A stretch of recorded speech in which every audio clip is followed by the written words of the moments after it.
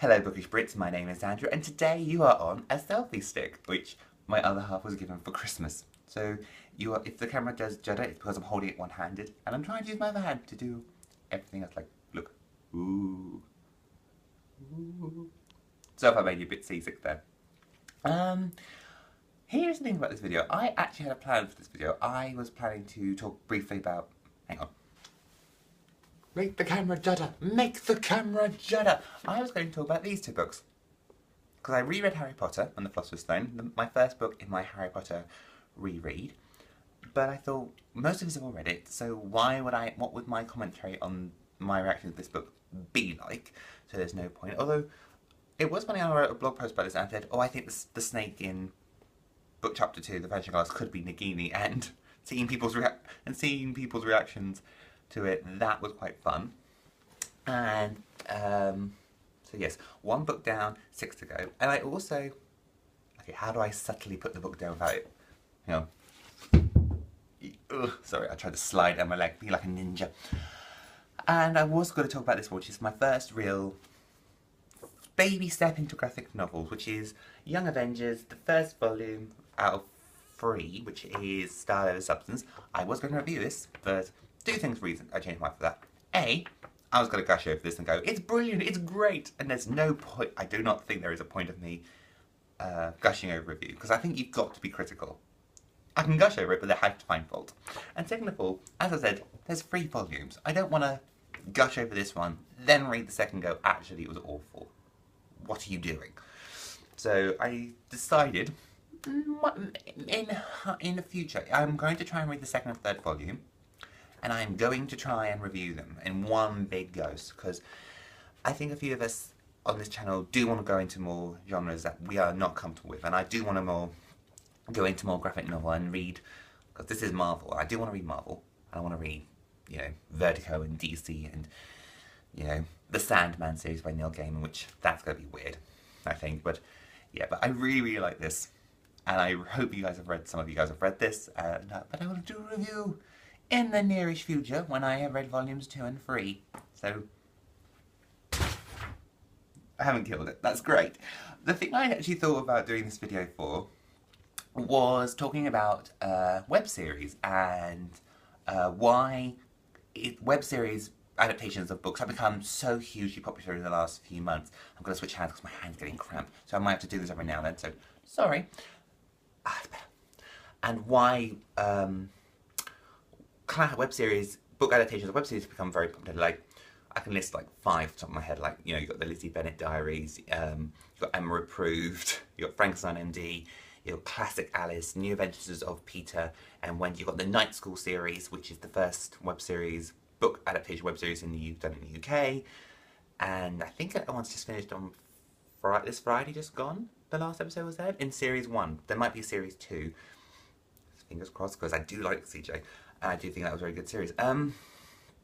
But it was always interesting, and some of those I listed were linked from the same company, and they're doing a book adaptation of Little Women, and it seems to be classic, seems to be the way book adaptations are going to become. And I was just wondering, why are they popular? Why have they become popular? Why has, you know, the new wave of storytelling, this storytelling become popular? And I think, like, you know, YouTube and web series and you know, podcasts such as Welcome to Night Vale and Serial, those have become hugely popular. And Night Vale is like a really long-running series, and Serial is them looking in, it's like a real-life Broadchurch in an odd way. So why have they become popular? And I think the main reason why they've become popular is, if I'm going to be honest, it's basically, and I have this fear, when you look at books like, you know, Pride and Prejudice, Emma, Persuasion, and all those other books I mentioned, like Frankenstein and Peter Pan and Wendy, they're kind of deemed as classics. So classics. I can't do them both-handed because you're on a selfie stick. And some of us readers are terrified over that. There is this huge wall between classics and us, myself included. I'm terrified of classics. I want to read classics, but I am very, very scared of it. And I think it's very, very nice that someone has actually gone through the books and gone, right, we can turn this into something that people can relate to and can understand, and turn it into and change it. Like, for example, with Pride and Prejudice and the Lizzie Bennet Diaries, the whole Lydia and George Wickham saga, how that was adapted to turn it from, you know, the book that was set in that period of time to now, that was hugely interesting. And I think it kind of also changed the start. Hand swap again. It also changed how certain characters reacted. Like, for example, with Emma Approved, the whole, you know, Mr. Knightley and Harriet and Emma love triangle, which happens very close to the end. I think in the book it takes a year or 2 years before that whole storyline is resolved, that little end section is resolved. In the web series, it takes about an episode. It takes like 2 episodes, because they kind of, it explains it and it's dealt with in a way that makes sense. And I think also it shows that we're ready. We don't mind doing the long haul. Like, when you see... I've lost my train of thought. Yes, that is what happened. I lost my train of thought. I think also it just shows that we don't mind doing long hauls. Like, for example, Lizzie Bennet is about 100 episodes long. There are 10 Q&As.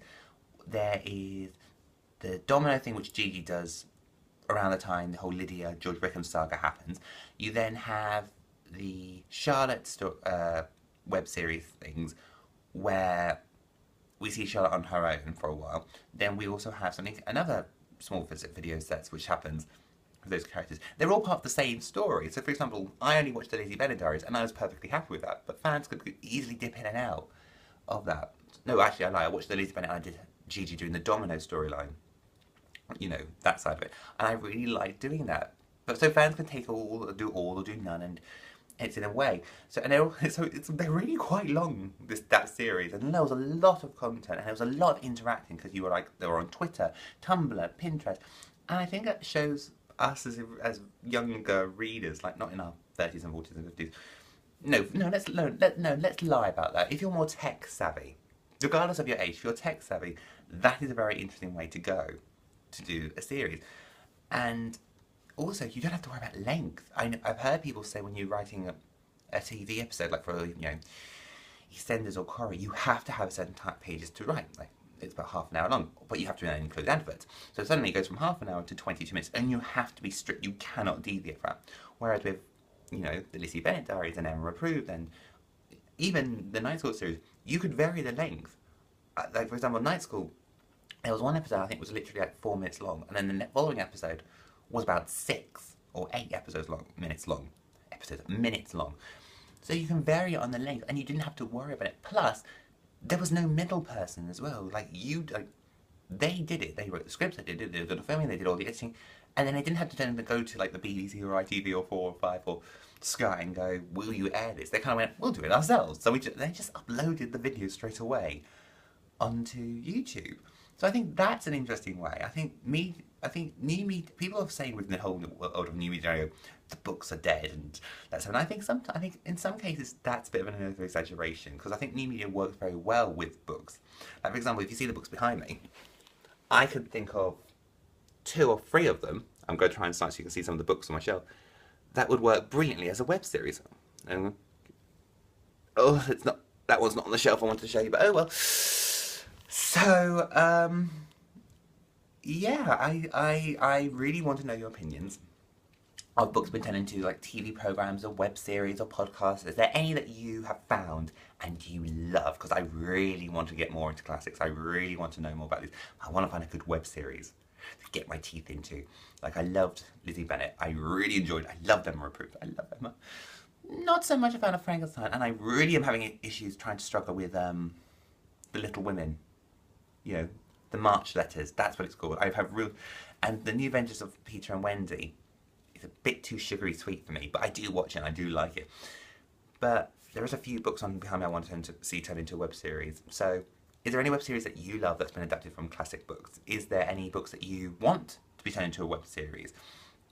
Is there... Oh, there's so many questions I could ask about web series and podcasts and book adaptations. So, or are you trying to do one? If you're trying to do one, and tell us your process, tell us how it's going, do a video response. I personally would love to know how you've gone from reading a book and going, this is really interesting, and trying to turn it into a web series. So, so please comment down below. I am going to leave you, and I've got to return to the book I'm currently reading, which is The Secret History by Don Tartt, and I'm a bit scared over it because feel like I've been reading it for ages. I'm only 100 odd pages in and about 10 minutes over this video, so I'm going to stop now. So, bye guys, how you have a lovely day and keep reading. So.